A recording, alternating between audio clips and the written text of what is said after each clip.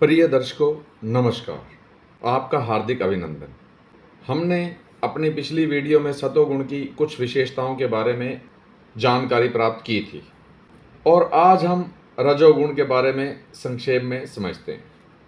प्रिय साथियों, देखिए, मेरी कोशिश रहती है कि मैं आसान से आसान शब्दों का प्रयोग करूं ताकि यह सभी के समझ में आ सके।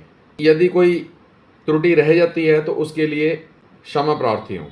देखिए, ज्योतिष के मर्मज्ञों ने इन 4 राशियों को यानी मेष, वृश्चिक, वृष और तुला राशि, इन चारों राशियों को रजोगुणी राशियों की संज्ञा दी है।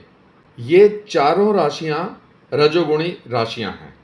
चूंकि इन राशियों के स्वभाव से ही हमारा स्वभाव भी निर्मित होता है।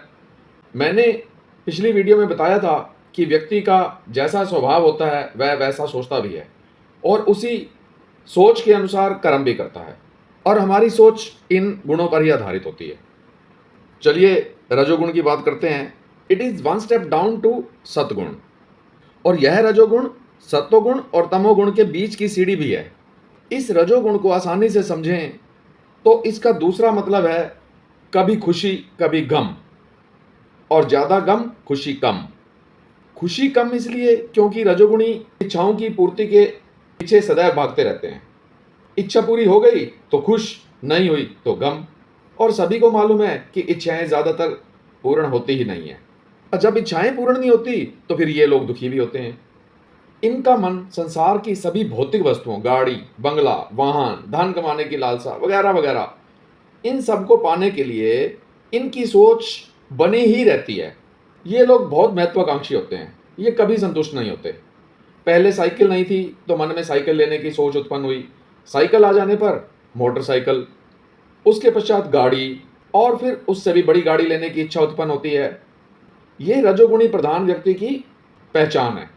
और इसी तरह पहले घर नहीं था तो घर लेने की इच्छा हुई, घर ले लिया तो अब इससे भी बड़ा घर चाहिए, और उसके बाद 2 घर चाहिए, फिर 3 घर।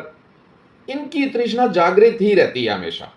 जीवन पर्यंत ये इसी भाग दौड़ में लगे रहते हैं और इसी भाग दौड़ के कारण ये दुखी भी रहते हैं। और जब इनकी इच्छाएं पूर्ण नहीं होती तो भी ये दुखी हो जाते हैं।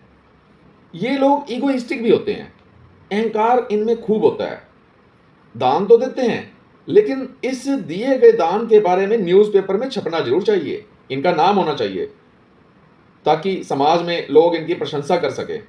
अपनी प्रशंसा खूब सुनना चाहते हैं ये लोग। धर्मशाला या हॉस्पिटल बनवाई है तो उसके बाहर इनके नाम की तख्ती भी जरूर चाहिए, ताकि इनके नाम की वाहवाही हो सके। इस तरह ऐसे व्यक्तियों में अहंकार को देखा जा सकता है। मैंने अपनी पिछली वीडियो में भी बताया था कि सतोगुणी व्यक्ति के पास अगर 2 रोटी हैं और उनके पास कोई भूखा आ गया है तो वह दोनों रोटियां उसको दे देगा, स्वयं को बेशक भूखा रहना पड़े। और ये रजोगुणी व्यक्ति के पास यदि 2 रोटियां हैं तो वह 1 रोटी अपने पास खाने के लिए रखेगा और दूसरी रोटी भूखे को देगा। 50-50, क्योंकि ये सतोगुणी और तमोगुणी के बीच की सीढ़ी है। रजोगुण, सतोगुण और तमोगुण के बीच की सीढ़ी है। रजोगुणी व्यक्ति के मन में दान देने की भावना तो जरूर होती है, भले ही वह अहंकार युक्त ही क्यों ना हो। यानी कि कहीं ना कहीं इनमें थोड़ी बहुत इंसानियत होती भी है। इन रजोगुणी व्यक्तियों के मन में कोई ना कोई चाह बनी ही रहती है, और जब वह चाहत पूरी नहीं होती तो फिर ये परेशान होते हैं। इनके मन में इच्छाएं सदैव जागृत रहती हैं।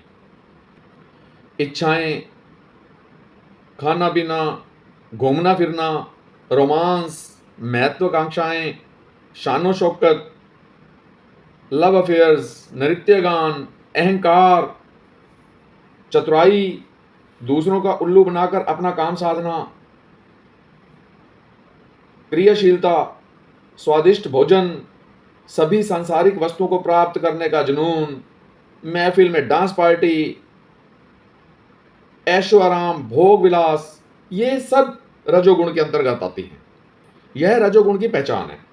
तो इस तरह हमने संक्षेप में रजोगुण की कुछ विशेषताओं के बारे में जाना, और इस कलयुग के समय में रजोगुण की अधिकता देखी जाती है, इसलिए हर किसी को इसके बारे में जानना जरूरी भी है। हमारी कुंडली में यदि इसकी प्रधानता बनी हुई है और हमें इसके बारे में कुछ ज्ञान होगा तो हम कई तरह के नुकसान और गलत कार्य करने से बच सकेंगे, क्योंकि रजोगुण से सतोगुण के बीच केवल एक ही सीढ़ी है।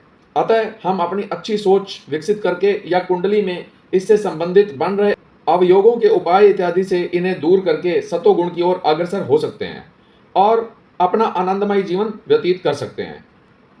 तो साथियों, इस तरह आज आपने इस रजोगुण के बारे में जाना और इनकी विशेषताओं का जानना ज्योतिष के लिए अत्यंत जरूरी है।